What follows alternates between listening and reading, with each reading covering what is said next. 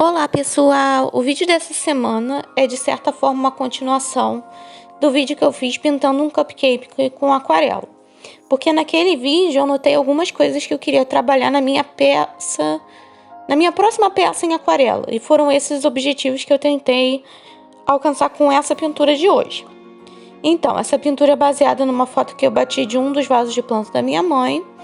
Eu vou pôr a foto no vídeo, mas como é uma foto que eu mesma bati, eu não tenho como disponibilizar o link na descrição, como em geral eu disponibilizo. Bom, sobre o que eu queria com essa pintura. Eu queria trabalhar maior para poder trabalhar com mais detalhes e fazer esses detalhes em aquarela. Eu comentei que às vezes eu sei que eu posso usar o lápis de cor para corrigir erros e criar detalhes e acabo sendo um pouco descuidada com as minhas camadas de aquarela. E que por isso eu queria tentar tomar mais cuidado e fazer mais detalhes diretamente com a aquarela. Então o que eu fiz, além de trabalhar no papel maior, foi gastar mais tempo na minha pintura. E eu já tinha meio que estipulado que, além da aquarela, eu queria usar só uma caneta gel branca para fazer a borda branca de algumas folhas e as gotas de orvalho. E um lápis de cor exclusivamente para colocar as sombras abaixo das gotas. A caneta gel, pelo menos essa da Sakura, eu posso testar a da Uniball e informar depois caso vocês queiram, ela depois de seca, ela se torna permanente e você pode até aplicar tinta ou água sobre ela. Então, tecnicamente, eu podia fazer as sombras com a aquarela. Mas como era o último passo e eu não sabia se incluir todas as gotas de orvalho, eu achei que era mais seguro fazer as sombras com lápis de cor e não arriscar decidir fazer uma nova gota e acabar pondo a mão na tinta molhada. Eu também trabalhei folha por folha da planta e fui dividindo a imagem por partes e trabalhando uma de cada vez. Eu também normalmente uso muito lápis de cor para estabelecer as sombras, as partes mais escuras. Então, principalmente no vaso, que tinha umas sombras bem escuras, eu fiz várias camadas de aquarela para chegar no tom que eu queria, sem ter que usar o lápis de cor.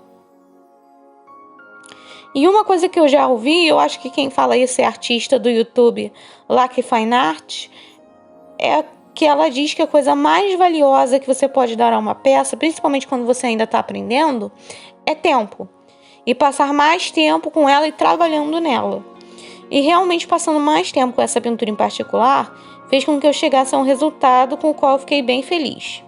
Enfim, outra coisa que eu gostei é que para dessaturar as cores, eu usei uma cor que tem granulação, que é quando em vez de uma cor uniforme, você consegue ver algumas partículas de pigmento se separando da cor e criando uma textura. Enfim, isso é bem comum, principalmente na cor azul ultramarinho, e eu vou pôr um exemplo.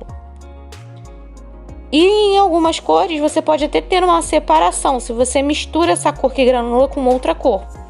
Essa separação é quando você pode ver que a cor não se mistura perfeitamente. Você tem áreas em que você consegue distinguir as duas cores.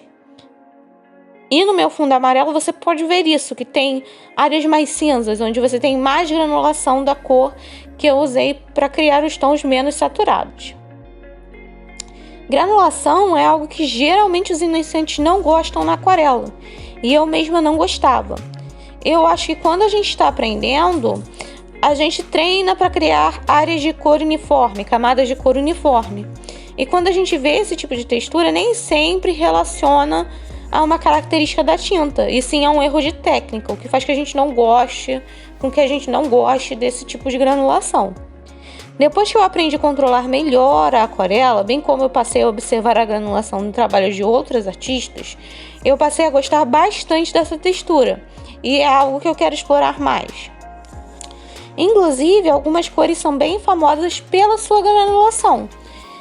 A gente tem cores como Moon Glow, Cascade Green ou Rose of Ultramarine, da marca Dale Smith, e também as cores da linha Dusk, da Van Gogh. Eu vou pôr uns exemplos para vocês poderem ver como são essas cores. Se vocês querem ver o trabalho de uma artista que gosta bastante de granulação, você pode olhar o canal de YouTube em Liquid Color. Eu vou pôr o link do canal e também do Instagram na descrição, caso vocês queiram conferir. Enfim, por hoje é só, pessoal. Espero que vocês tenham gostado do vídeo de hoje. Obrigada por assistir Vejo vocês na próxima. Tchau, tchau!